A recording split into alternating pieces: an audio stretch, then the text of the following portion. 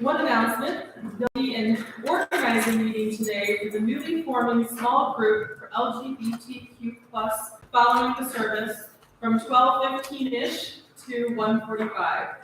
This will be a group for GLBTQ+ people to meet, to socialize, discuss topics, engage actively in the UUCC and the broader community, and serve as a resource to the congregation on LGBTQ-related issues and other goals and activities set by the group. So if you want to be part of that formation, please join us.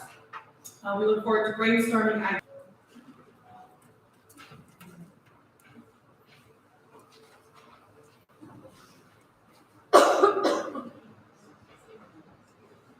Everybody. I'm David Campier, and I'm privileged to be your congregation leader and serve as a member of the Stewardship Committee. The official stewardship campaign kicks off next week. I'm here again to remind you today of a fun opportunity to be involved in the campaign. Like last year, we're going to produce a bunch of stewardship videos that feature members of our congregation. We've got an easy way for you to get in on that action. Today, you can just go to the baker room right over there, where former board president Kat White is going to be sitting. She'll be prepped to record your video. You'll have a comfy place to sit. She'll ask you a few questions. You'll give her a few answers, and you'll be on your way with your nets. Yep, really is that simple. Depending on the flow of the videos, perhaps you'll be a star of one of our testimonials, or perhaps you'll have a small role. You won't know unless you actually taking part. Questions, don't talk to me. Go to the baker room and ask Kat. Hope you'll stop by the baker room after the service. Thanks for listening. If you would join in our chalice lighting words in your yellow card. Love is the spirit of this congregation, and service is its law. This is our great covenant, to dwell together in peace, to seek the truth in love, and to help one another.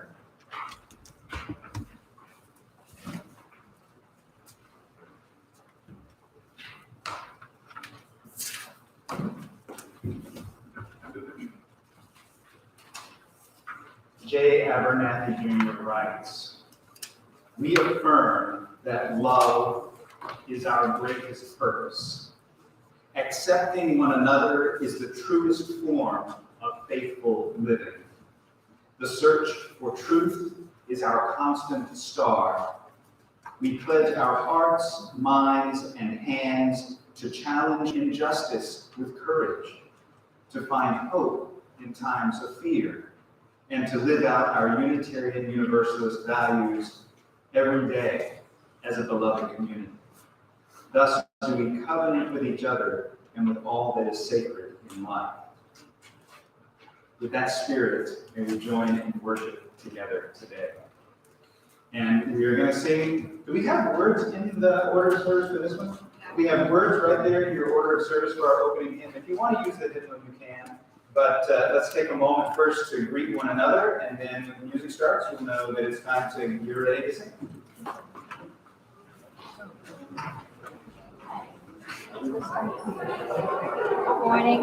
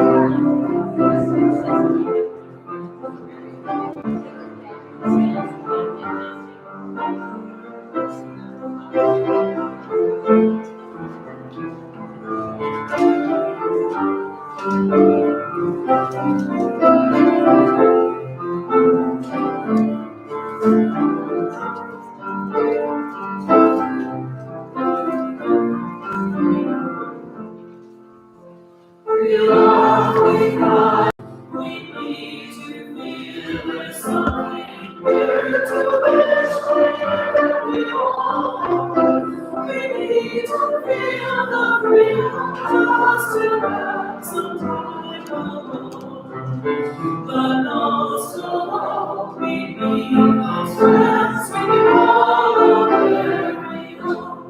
And we believe in life and in the strength of love.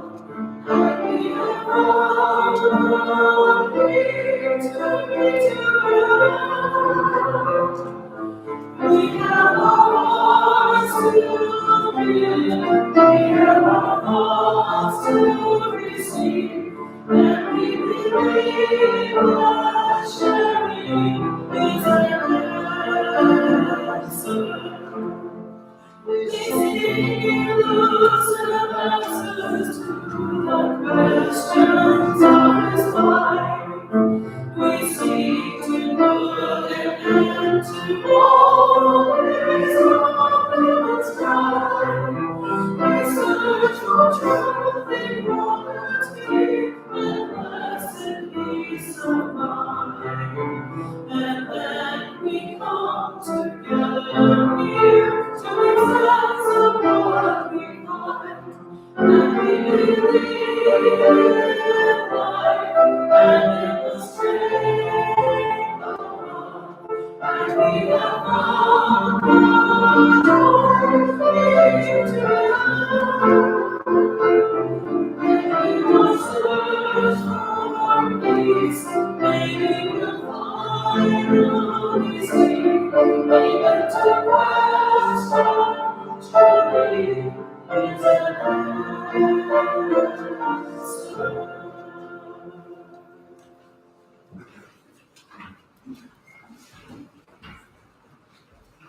Now is the time in our service where we recognize that we are whole human beings coming together in community, and that we bring a lot of joys and concerns with us. We don't leave ourselves at the door and just take on some garb of perfection when we're here. We bring everything with us.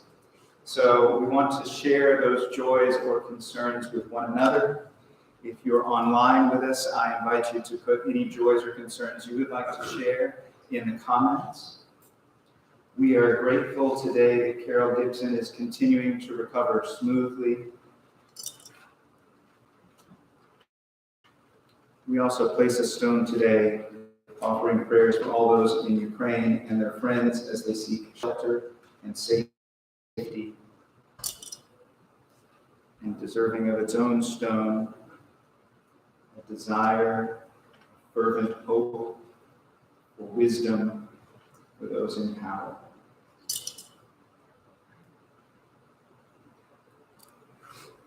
Also, we are mindful today as the anniversary of 3 killed at Chardon High School.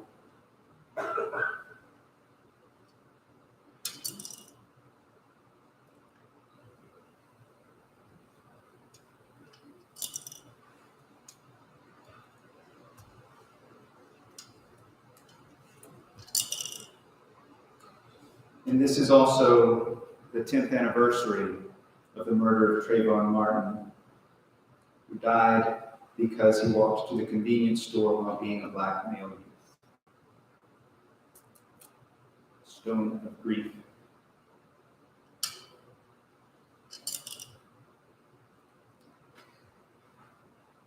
I hope that we are also celebrating joys today. But one more stone for the transgender youth of Texas who are once again being persecuted through attempted legislation against their identity.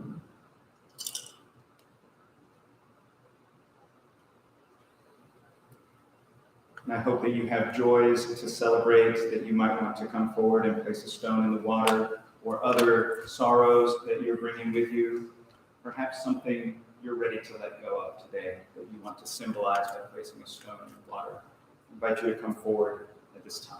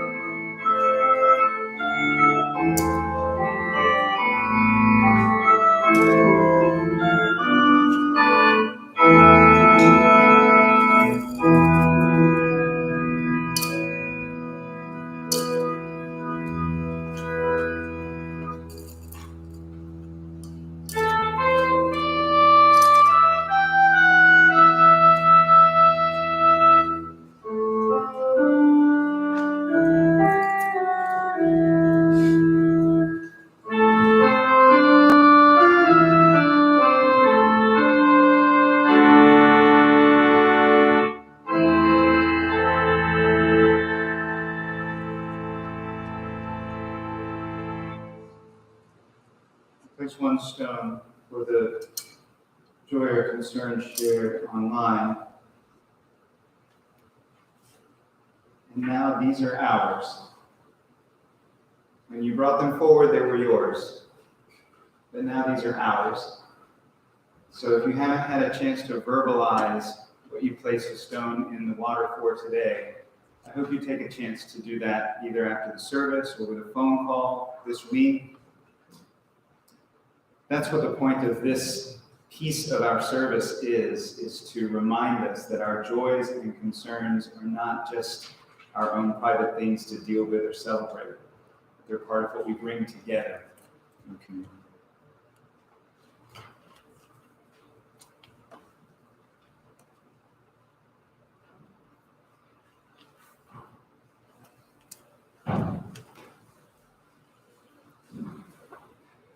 And good morning.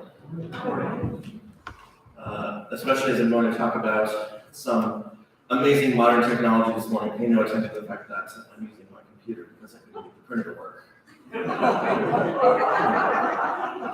The first I've seen of a cultural critic who was returned to a decade very important to my formative years, the 90s. The title of the book too, 90s. And just a reminder, I was a young person in the 90s, this was sort of my period of growing up. And so remarkable to go back and remind myself about all the things that were popular, all the things that were happening, all the changes in the world. And of course, so much of that is wrapped up in technology. Not just technological evolution, like tapes turn into CDs, of course that happened, but more like real paradigm shifting things where we lost physical formats for music altogether. Things really changed. And one area I hadn't really thought about that was so revolutionary in my development from where I was to where I've come down in my life was how I knew where I was and how I knew how to get somewhere else. So when I was young, I was young enough in the 90s to have been around for a time when directions happened like on the back of a napkin. Like this would be the kind of thing you'd say, oh, let's meet at this place. Oh, you don't know where that is. And you'd make this clumsy little map that was like, this is the street, and then you'll see 3 streets. And there's like a TNC bank on the left, and then that's where you're gonna make your right turn. And you would have all these little sort of, things in place, and the person would try to make sense of them. And they would show up late, and you'd be like, no, it's the 4th right, it's not the 3rd. And you'd be like, oh, I'm sorry, I forgot. So that was the paradigm for a really long time. I'm sure most of us remember that was how we directed people around. The next real shift, of course, in technology was, and it's funny because this word you would still live with a little bit here and there, was MapQuest. The advent of MapQuest. MapQuest. What a hilarious name, MapQuest. This was an item where you could actually sit down at your probably dial-up modem, and you could put in an address. Amazingly, it would give you instructions on how to get from point A to point B. And because you were a thoughtful 90s person, you would print this out on your bubble jet printer, and it would come out, and you'd have like 4 pages, and you could drive it around looking like this. Now, if you were using MapQuest, you still might need one of these bad boys. Remember these? A map. A full paper map. Look at this thing. The struggle was not, of course, making sense of it. It is, still detailed. Oh, it's a good map. This is a meaningful map. The problem was getting this thing back together, which I'm not going to try to do. If I could go and lay this gently over the table here, because I would look very stupid trying to put it back together. Now, there was a rumor at the time of this thing called GPS. And you hear about it. For myself, I even never saw it really in person until the occasional, National Geographic special. And there'd be some sailors looking for a shipwreck somewhere, and they'd have this satellite machine that was very complicated, and you would chart it and know exactly where you were in the ocean. So that was sort of a thing that was on the horizon, and then very slowly, you begin to see people with these little squares on their car dashboard or windshield, something like that. This little rectangular device that would plot you through the GPS. This was like MapQuest, but live and in person, not in your car. Now, of course, a decade later, I reach into my pocket and I pull out this rectangle, a special magical rectangle I have all the time. And I can literally tell you to a a point of 7 numbers after decimal, exactly my longitude and latitude. Like right now, I know it for sure. In fact, as long as I have this rectangle with me, which is almost all the time, I never even worry about knowing where I am anymore. I don't have to know. I can get anywhere I need to go. I can get to Kuala Lumpur from here with directions without fail. I have no doubt about it.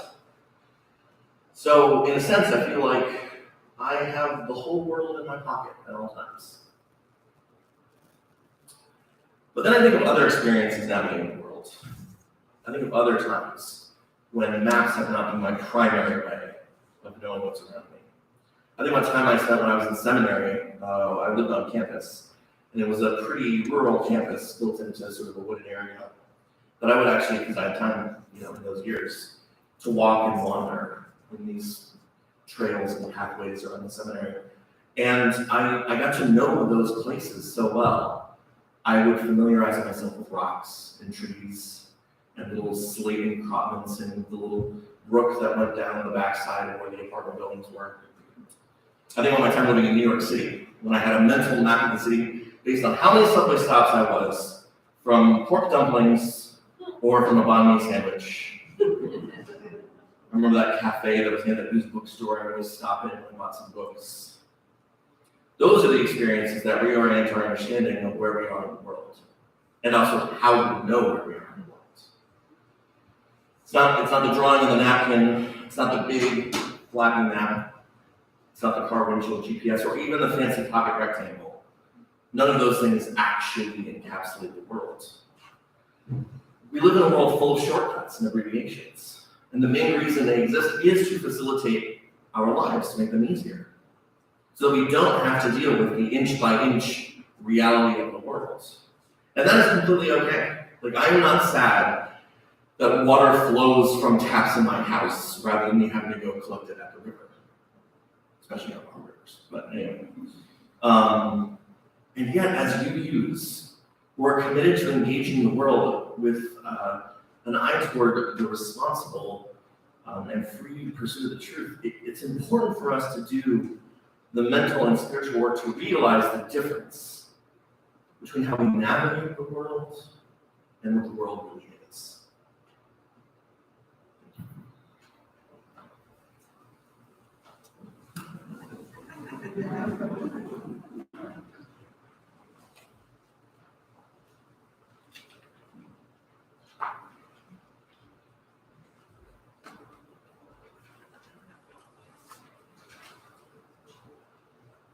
Our meditation are words by Reverend Teresa Soto. We hold hope close. In this community, we hold hope close. We don't always know what comes next, but that cannot dissuade us. We don't always know just what to do, but that will not mean that we are lost in the wilderness. We rely on the certainty beneath the foundation of our values and ethics. We are the people who return to love like a North Star and to the truth that we are greater together than we are alone. Our hope does not live in some glimmer of an indistinct future. Rather, we know that the way to the world of which we dream, and by covenant and the movement forward of one right action and the next, we know that one day we will arrive at home.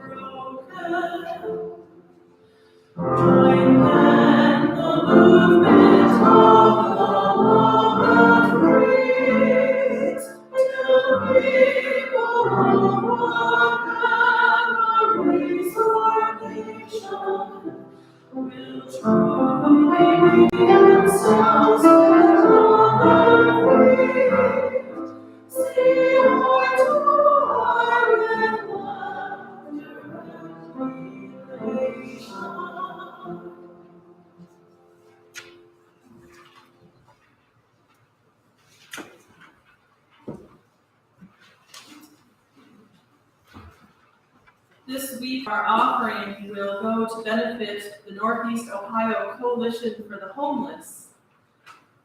The vision of this group, the work of the Northeast Ohio Coalition for the Homeless, is collective, and their coalition is a community formed by unhoused people, concerned community members, social justice groups, and homeless service providers, all of whom have been critical to the development of their mission and long-term vision.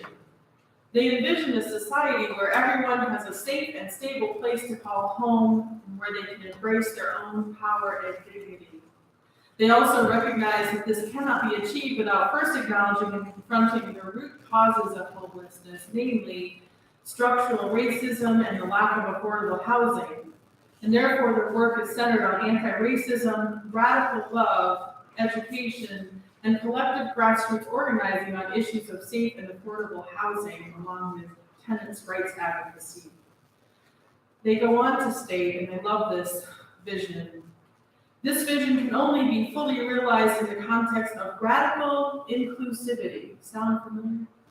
Not for its own sake, but because we know that it is required of us to repair ourselves, our systems, and our community. Our vision calls us to do more and to risk more. It believes that there is enough for everyone and that housing is a human right. If you want to learn more about what actions you can take to address homelessness, next Sunday's forum will feature Chris Mestrick, I'm not sure if I'm saying that right, Executive Director of the Northeast Ohio Coalition for the Homeless, and Jean Kosmak, a street outreach worker for Street Voices. That conversation will be at 9:30 next Sunday on Zoom, and you'll be able to find the link in our Thursday newsletter and of course on the website. Please give generously within your means.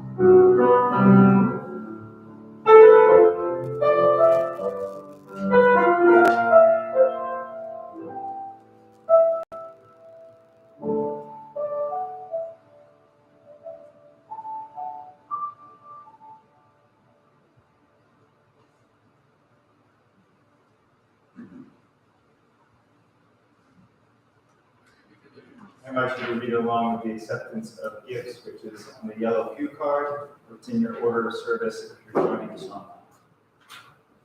We offer these gifts with gratitude, and we acknowledge the constant gifts of time, talent, and treasure that strengthen and nourish this congregation as a reflection of our commitment to community within and without, our purposeful spirituality that is ever searching and growing, and our intentional actions that lead to greater justice in our congregation, our city, our nation, and our world.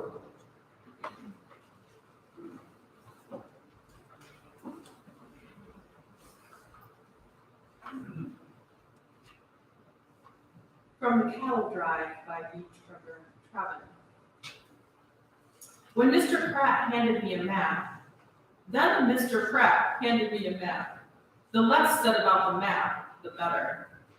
You can put anything you like upon a map: roads, rivers, villages, towns, grasslands, water pools, mountain passes, and plenty more. Paper is patient. It won't refuse anything. But though a river or a bridge appears on a map, doesn't mean you're going to find it where it is supposed to be.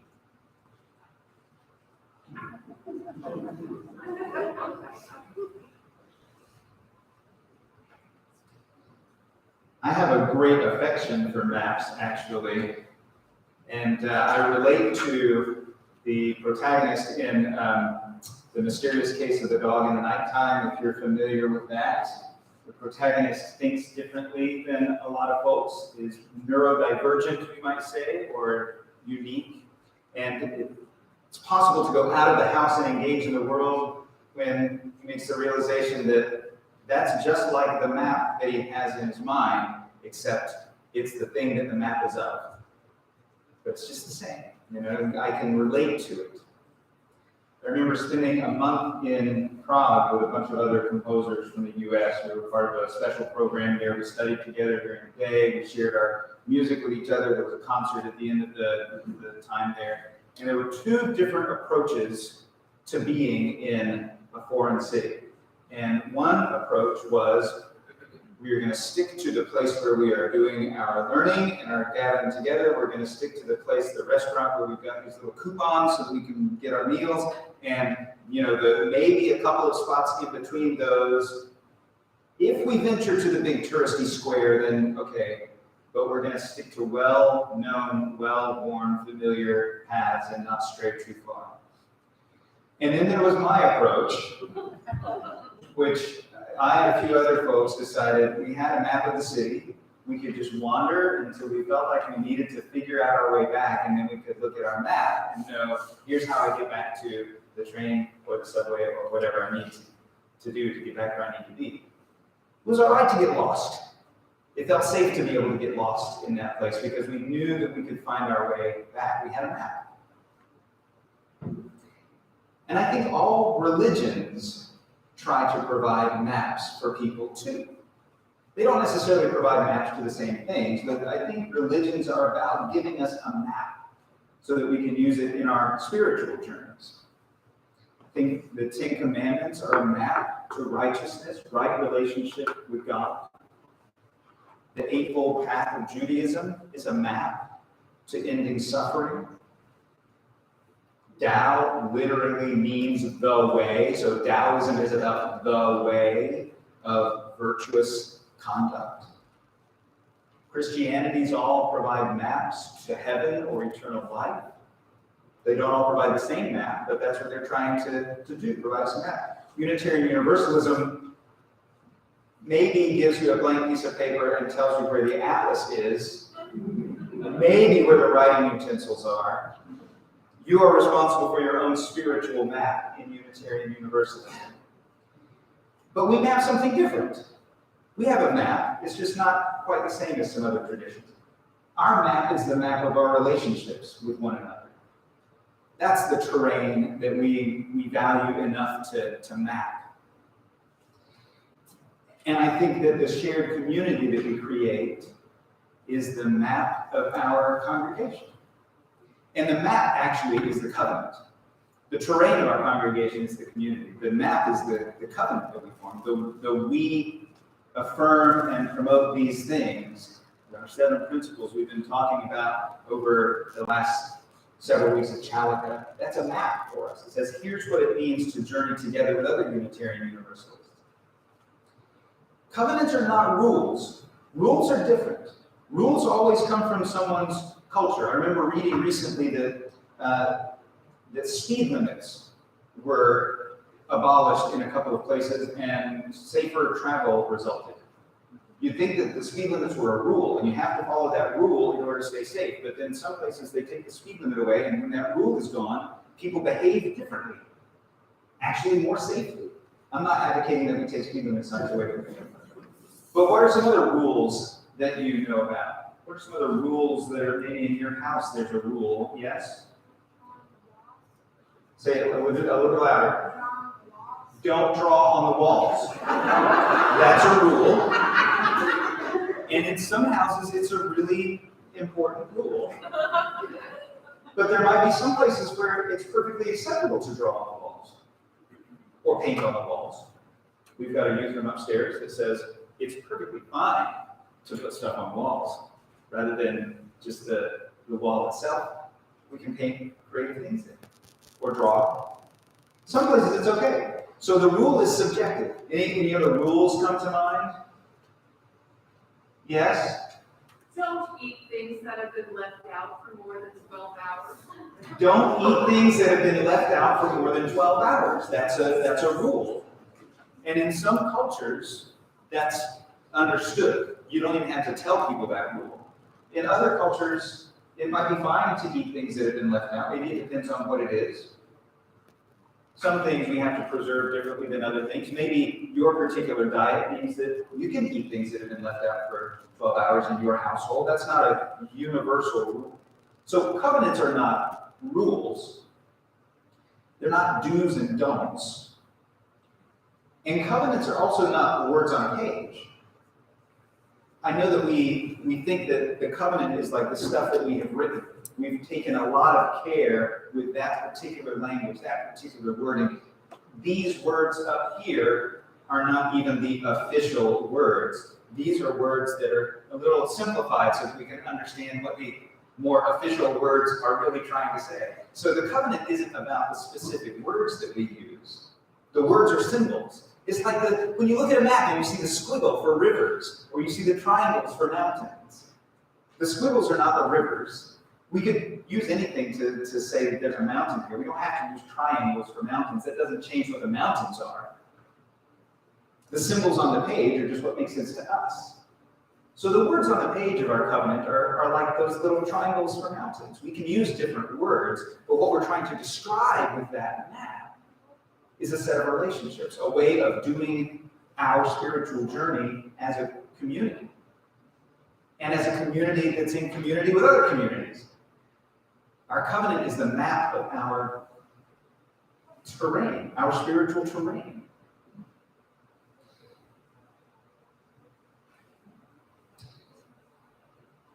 And a covenant also implies that we're going to take action. It's not just the map of the place. It's also like that MapQuest thing that says, here's how you get to where you want to go. Here's how you create the relationships that you really want. Here's how to avoid the parts of the terrain that might be really tricky.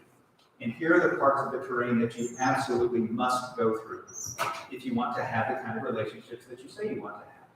It tells us how to act. So we're going to act in a way that affirms and promotes the inherent worth and dignity of every person. We're going to act in a way that affirms and promotes justice and equity and compassion in our human relationships.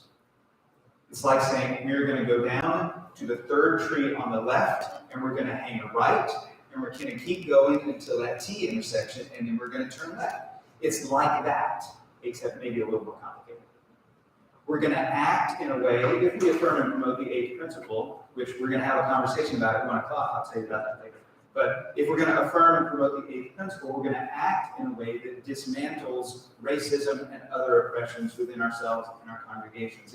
The covenant is a map that tells us how to travel, how to navigate the terrain of our relationships, the terrain of our communities.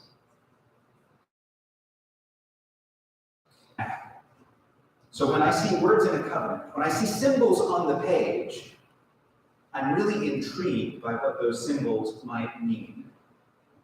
I saw a covenant that some UU youths had to come up with for themselves that had the line, no cannibalism. No cannibalism in this group. That's our covenant to one another. What in the world does that mean? Well, I did not think this means that we're having some problems with food insecurity that are being addressed in creative ways. I didn't think that's what was happening. But what is happening when you see no cannibalism on the map? Well, I had to ask, what does that mean to you? What does this symbol mean on your map, on your covenant? Well, it means we're not going to devour one another with our attitudes. We're not going to treat one another's lives as just fodder for our own entertainment or amusement. We're going to treat one another differently. It means something different. We're not going to treat each other the way that other people might treat one another in their relationships, where we delight in other people's sufferings and use it as kind of our own sense of feeling good about ourselves. We don't do that here. No cannibalism. That's what that means. I like it. I mean, I wouldn't mind that covenant, no cannibalism. When I first arrived here, I noticed that some of our ministry teams have covenants, and there's a line in some of those covenants that just intrigued me. Because they will say, let's assume good intentions, or some words to that effect. Let's give everyone a chance to talk, and let's get it done. Let's get it done. It's part of a covenant. That was a weird thing to read. That's a weird symbol on the map. And I thought, I don't know if I like that very much. It seems really like aggressively dismissive of the human relationships involved. Let's just get this done. Let's travel this road. Let's do what we need to do. Let's not worry about all of the things going on in people's lives, because that's not important. Let's get this work done. Let's not even enjoy the travel. Let's not look out of the scenery. We have something to do. Let's get it done, and let's go home, please. Let's not spend any more time on this than necessary. Let's just get it done. You're not laughing at that one. Maybe you've been in groups where that was the interpretation. But I was pleasantly surprised when I sat in on groups that had that as part of their covenant here. Because they didn't treat it like that. They didn't treat let's get it done as an excuse not to care for one another. In fact, those groups care for one another very deeply. And they understand that there are human beings in that ministry team that are doing meaningful work with them and also meaningful work in other places. So let's get it done isn't an excuse to ignore people or to pretend that our human relationships don't matter. So what does it mean then? Maybe it means that we've given our word to care for the community in a particular way, and we want to make sure that we do that. We want to have integrity with the thing that we said we were going to do. We might get distracted by a lot of other things, but let's be aware of the commitment that we have made to the larger congregation, and let's make sure that happens. Let's make sure we follow through. If we've said in our directions that we're going to be at this place on the map by 5 p.m., let's make sure that that happens. And yeah, we can take in some scenery along the way. We can have some meaningful conversations, but let's make sure that we do what we say we're going to do. Let's honor our word. Let's get it done. And we can get it done while still caring for one another. And if you want to be in more meaningful community with people in this congregation, might I suggest you get on a ministry team if you're not on one already. Because it's a way to get to know people so much more deeply. I've heard people say, I never really knew this person in the congregation until I served on this team with them. And we were doing this powerful work, and I got to know them better. And now we're friends for life because we did this thing together. So if you're feeling a little disconnected, I might recommend something here that speaks to your passions and skills, or not, something that stretches you a little bit. You're gonna have good collaborators. Do something that you think sounds intriguing that you've never done before. But get engaged in one of these teams and you will see what they mean by getting it done, if that's part of your covenant. Because I think getting it done might mean that we're not gonna just plow through decisions, but we're going to deal with the important and healthy conflict that comes along with doing our very best for the community. Maybe getting it done means that we're going to acknowledge when somebody's concerns or the things that they're struggling with are big enough that we need to recommend that they seek additional care. We're going to care for you, but also this space can't be the only place you receive care. So maybe there's another covenant group. Maybe there's another way that you need to get care for this because we want you to have wholeness and well-being in your life. And also, we need you to partner with us in this way. That's tough. That's a really difficult way of getting it done. Getting it done would be a lot easier if we just said, this isn't a place for that. We do not care about your personal issues. But there's a much more challenging way that has integrity with all of our other principles that we can interpret it. We say we're going to get it done. Like the rest of our covenantal maps. Getting it done defines something about how we're going to travel the terrain together. Now, we could just make a map and ignore it. We could just make a map like what was described in Cattle Drive. We could just put the things that we wish were on the map and say, well, we're really hopeful there's going to be a bridge over this chasm when we get there, so let's just put it on the map, and then we'll assume that it's going to happen. We are really hopeful that we're going to have a source of water and nourishment right over here when we get to this spot, so let's just plow on ahead and just cross our fingers and hope that it's there because we put it on the map. We can assume that because we put something in the covenant that we're just going to do it that way. Oh, we said we're going to dismantle racism and other oppressions. So what else is there to do? We put it in the covenant. No big deal. Or we could say, yes, we are going to accept one another and encourage one another to spiritual growth, and we can put that on the map, and we can really mean it when we put it on the map, and then we can fold it up and put it in our back pocket and just wander. And then wonder why we just bumped into each other and reached some really rough patches on the terrain because we haven't consulted that map and looked at it to see what we're committed to doing. It's like saying we're going to get it done, but we're going to forget the whole purpose of the team.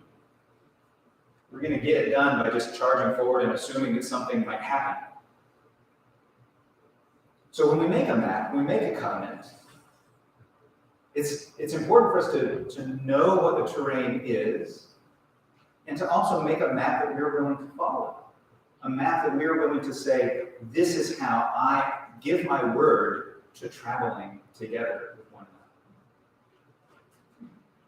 And maybe that covenant is different in different places in our lives. We might travel with other groups of people differently than we travel with a particular ministry team.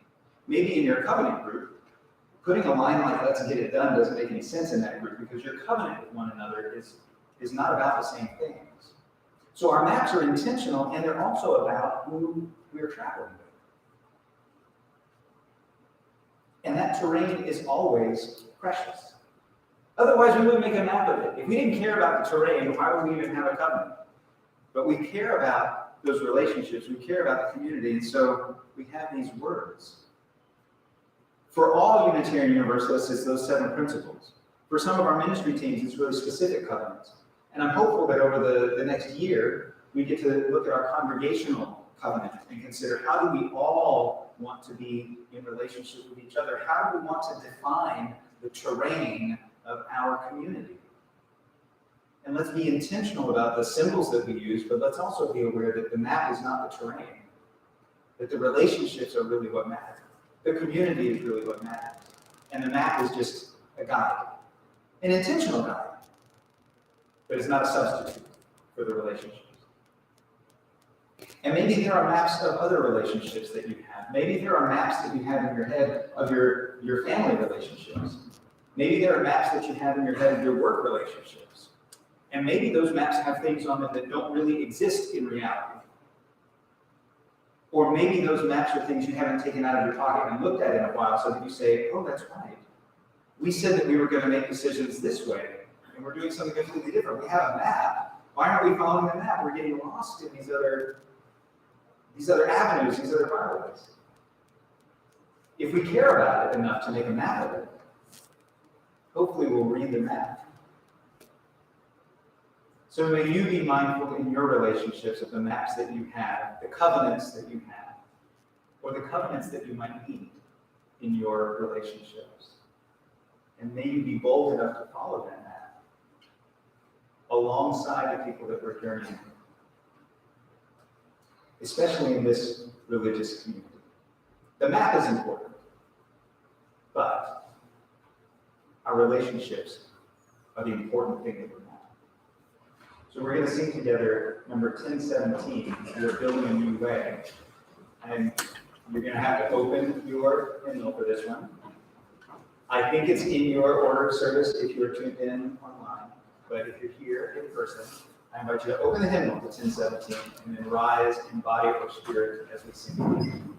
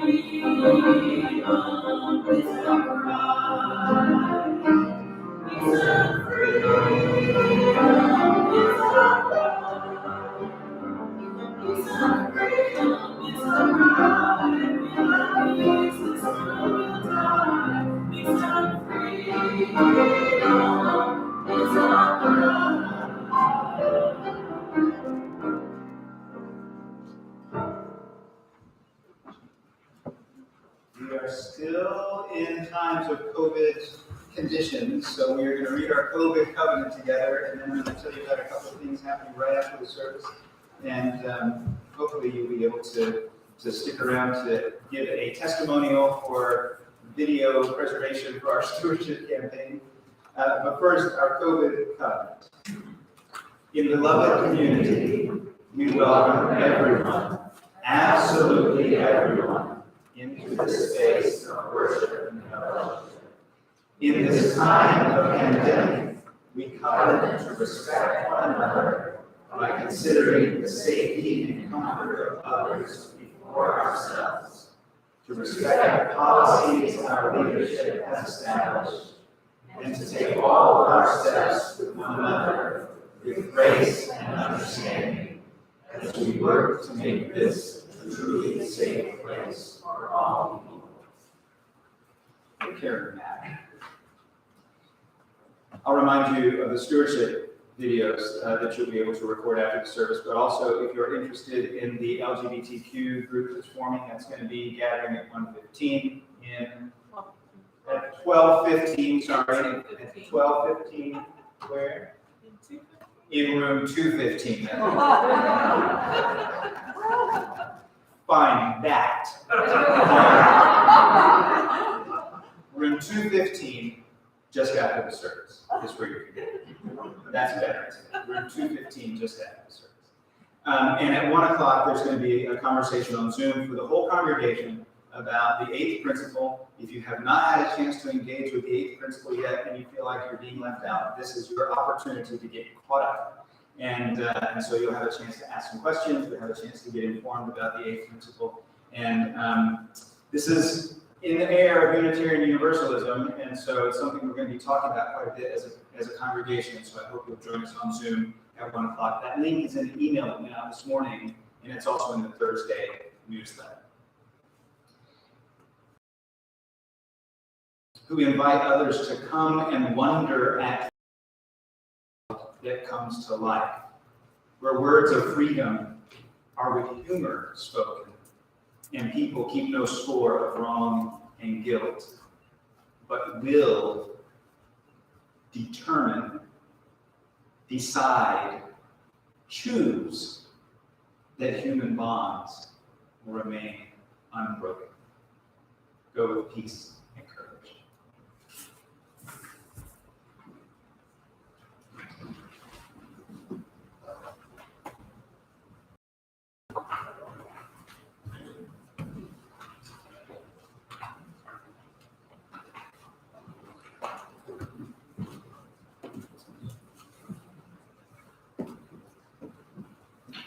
Please read with me the unison words for extinguishing the chalice.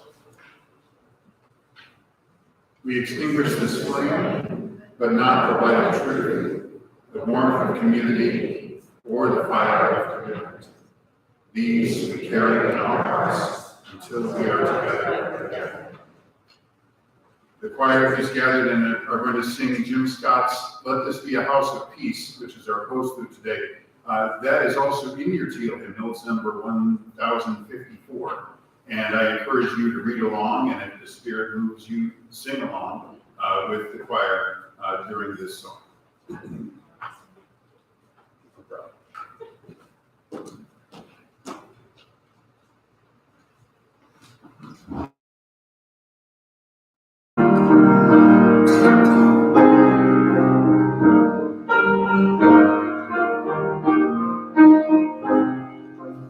Let this be a house of peace, of nature and humanity, of sorrow and elation. Let this be a house, haven for the healing, and our confession, and our inspiration.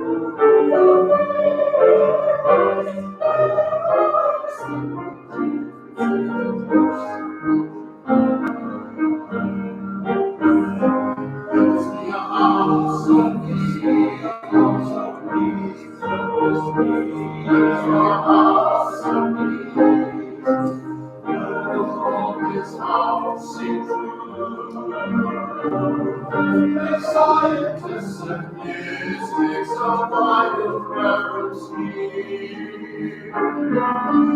Let this be a house of our creation, where works of art and melodies consecrate the atmosphere.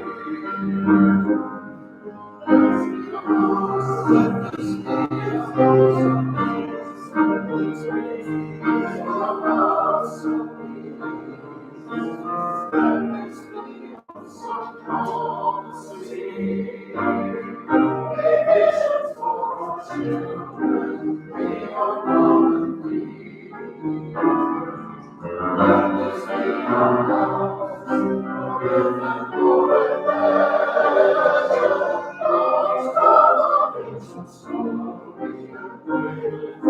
And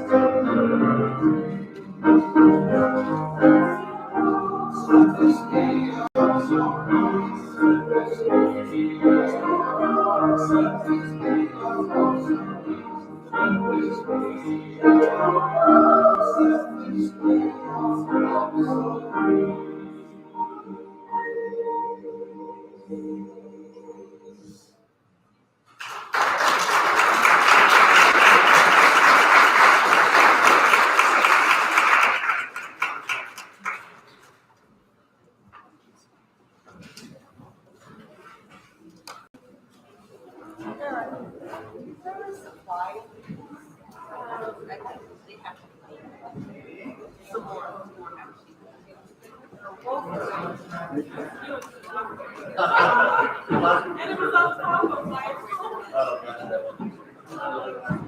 Okay, I'll make a note.